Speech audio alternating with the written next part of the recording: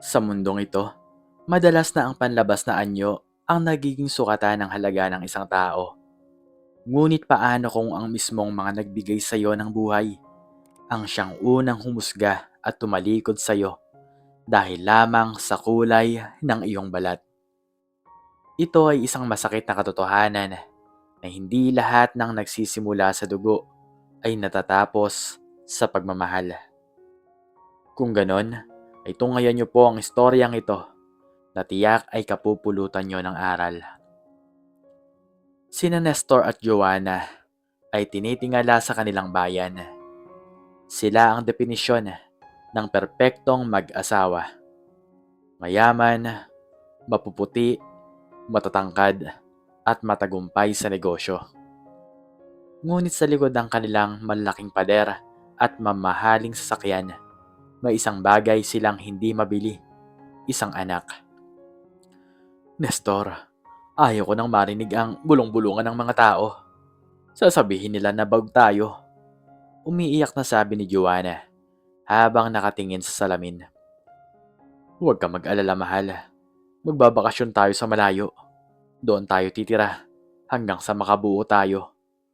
Pagbalik natin dito, may dala na tayong sanggol na ipagmamalaki natin. Tugon ni Nestor habang hinahaplos ang buhok ng asawa. Lumipas ang ilang buwan sa isang liblib at tahimik na probinsya. Doon, nabiyayaan sila.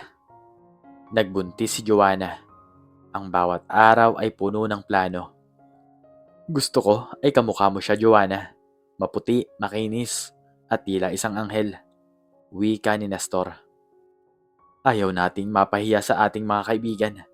Kailangan ay perpekto ang ating anak. Dumating ang oras ng panganak sa loob ng isang pribadong ospital. Balisa si Nestor. Ngunit nang ilabas na ang sanggol, ang katahimikan sa loob ng delivery room ay tila isang sumpa. Ang sanggol ay malusog, umiiyak ng malakas. Ngunit ang balat nito ay maitim. Napakaitim kumpara sa mapuputing balat ni Nestor at Joanna. Nasaan ang anak ko? Tanong ni Joanna. Inihingal pa mula sa hirap. Nang ilapit ng nurse ang bata, napasigaw si Joanna. Hindi! Hindi yan ang anak ko! Nestor! Tingnan mo! Bakit ganyan ang itsura niyan? Lumapit si Nestor. Ang kanyang mukha ay namula sa galit at hiya. Nurse, siguraduhin niyo ang ginagawa niyo. Baka nagkapalit ang bata. Sir, siya lang po ang nanganak ngayong gabi dito sa ward. Siya po ang anak niyo. Mahinahong sagot ng nurse. Hindi maaari, sigaw ni Nestor. Kamag-anak namin ay puro Kastila at mapuputi. Isang kahiyan to.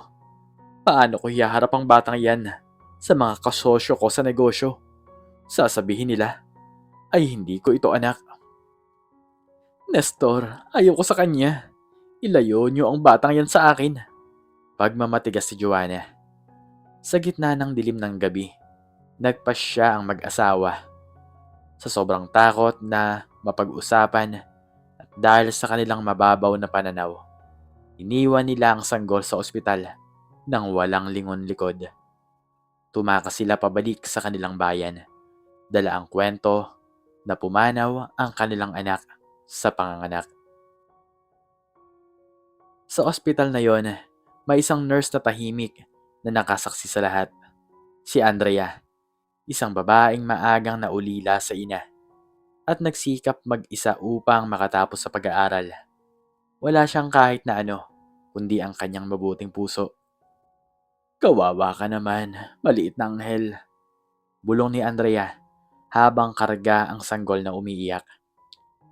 Iniwan ka ng mga taong dapat ay magprotekta sa'yo. Dahil lang sa kulay mo? Huwag kang mag-alala, hindi kita iiwan. Inampon ni Andrea ang bata. Pinangalanan niya itong Joshua. Sa kabila ng kahirapan, itinaguyod ni Andrea si Joshua. Ang bawat kusing na kinikita niya ay napupunta sa gatas at pag-aaral ng bata. Isang hapon, habang naglalakad sila sa parke, tinanong ng 10 taong gulang na si Joshua ang ina. Nay, bakit po ang itim ko? Sabi ng mga bata po sa school, ampon lang daw po niyo ako dahil hindi po tayo magkamuka. Malungkot na tanong ni Joshua. Umupo si Andrea at hinawakan ang mga kamay ng anak. Joshua, anak, makinig ka ha. Kulay ng balat ay parang balat lang ng prutas. Ang mahalaga ay ang tamis sa loob. Hindi ibig sabihin na maitim ay masamang tao na. Alam mo ba, minsan, ang mga maiitim ang balat ay sila pa ang may pinakamalinis sa puso. Nay, gusto ko pong makilala ang tunay kong mga magulang. Mayaman daw po sila, sabi nyo. Tanong ulit ng bata. Tumingin si Andrea sa malayo. Kung gusto mo silang balikan balang araw, hindi kita pipigilan, Joshua. Umiling ng mabilis si Joshua. Hindi po ako babalik sa kanila, Nay. Kahit gaano pa po sila kayaman. Iniwan nila ako dahil sa itsura ko. Kayo po ang tunay kong nanay. Dahil tinanggap niyo po ako nung walang gustong tumanggap sa akin. Lumipas ang mga taon dahil sa pagmamahal ni Andrea. Lumaking matatag at madiskarte si Joshua. Nakapagtapos siya ng pag-aaral, ngunit nakita niya ang labis na pagod ni Andrea. Nay, magpahinga na po kayo. Ako naman po ang kikilos para sa atin, pangako ni Joshua. Dahil mahilig siyang magluto, nagsimula si Joshua sa isang maliit na stall ng hamburger. Ang kanyang sikreto, ang kakaibang timpla ng sarsa at ang kanyang sipag. Joshua's Black Burger. Ang ipinangalan niya rito, isang pagyakap sa kanyang kulay. Ang sarap nito, Joshua. Iba ang lasa. Papuri ng kanyang mga suki. Hindi nagtagal, isang sikat na negosyante ang nakapansin sa kanyang stall. Bata, gusto kong makipagsosyo sa'yo. May potensyal ang negosyo mo. Alok nito. Mula sa nag-iisang stall, naging 10, naging daan-daan ang branch ng kanyang hamburger house. Si Joshua ay naging isa sa pinakabatang bilyonaryo sa bansa. Bawat tagumpay, si Andrea ang kanyang laging kasama sa mga litrato at parangal. Habang umaangat si Joshua, unti-unti namang gumuho ang mundo ni Nestor at Joanna. Dahil sa maling mga investment at ang paglitaw ng mas malaking kompetisyon, kabilang na ang sikat na burger chain ni Joshua. Ang kanilang mga negosyo ay nagsimulang malugi. Isang araw sa opisina ni Joshua, may isang mag-asawang humiling ng appointment. Sila ay mukhang pagod, stress, at halatang nawawalan na ng pag-asa. Sila ay sina Nestor at Joanna. Bagaman hindi nila alam na ang bilyonaryong kaharap nila ay ang sanggol na itinapon nila sa ospital. Mr. Joshua, kami po ay narito upang humingi ng pagkakataon na makipagsosyo sa inyong kumpanya. Panimula ni Nestor. Ang boses ay nanginginig. Marami po kaming karanasan sa pagnenegosyo. Marami kaming maiambag sa inyo. Oo, Mr. Joshua. Nakahanda kaming ibigay ang lahat para lamang maisalba ang aming natitirang ari-arian. Dagdag ni Joanna. Tinitigan sila ni Joshua. Ang kanyang puso ay kumabog ng malakas. Hindi dahil sa takot, kundi dahil sa hapdi ng nakaraan. Naalala niya ang kwento ni Andrea tungkol sa gabing iniwan siya. Marami kayong maiambag? Tanong ni Joshua. Ang boses ay malamig na parang isang yelo. Tulad ng ano? Tulad ng pag-iwan sa isang sanggol sa ospital dahil lamang sa maitim ang balat nito? Napatigil ang mag-asawa. Ang mukha ni Joanna ay nawala ng kulay. Ano ang sinasabi niyo? Tumayo si Joshua at lumapit sa kanila. Alam ko kung sino kayo. Alam ko ang ginawa niyo sa probinsya. Maraming taon ang nakalipas. Ako ang batang yun. Ang batang itinuring yung kahihiyan. Nalaglag ang panga ni Nestor. Ikaw? Ikaw ang anak namin? Hindi, sagot ni Joshua. Hindi niyo ako anak. Dahil ang isang magulang ay hindi kailanman itatapon ng kanyang anak dahil lang sa kulay ng balat. Hindi ko kailangan ng tulong nyo at mas lalong hindi nyo deserve ang tulong ko. Anak, patawarin mo kami. Iyak ni Joanna. Susubukan sanang hawakan ang kamay ni Joshua. Nabulag kami ng hiya, hindi namin nakalain. Guardia! Sigaw ni Joshua. Palabasin ang mga taong to at siguraduhin na hindi na sila makakatapak muli sa gusaling to. Pinalabas ang mag-asawa na luhaan at hiyang-hiya. Wala silang nagawa kundi panoorin ng tuluyang pagbagsak ng kanilang mga negosyo. Sa kanilang pag-uwi, isang matandang kamag-anak ang nakausap nila. Doon nila nalaman ang isang katotohanang mas lalong nagpadurog sa kanila. Bakit kayo nagulat na maitim ang bata? Tanong ng matandang tiyahin ni Nestor. Hindi nyo ba alam na ang lolo sa tuhod ni Nestor ay isang purong katutubo na maitim ang balat? Normal lang na lumabas yun sa susunod na henerasyon. Genetics ang tawag doon. Doon ay lalong napahagulgol si Joanna. Ang batang itinapon nila dahil sa kahihiyan ay ang batang nagtataglay ng tunay nilang dugo.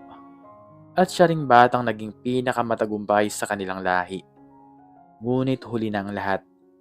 Ang pinto na minsan nilang isinara ay hinding-hindi na muling magbubukas para sa kanila.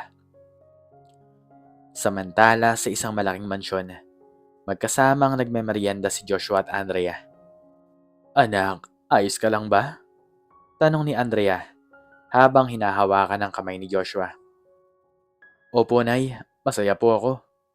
Masaya po ako dahil kayo po ang naging nanay ko. Maugong na sagot ni Joshua. Ibinigay ni Joshua kay Andrea ang lahat ng karangyaan. Magandang buhay, sasakyan, malaking bahay, at mga bakasyon.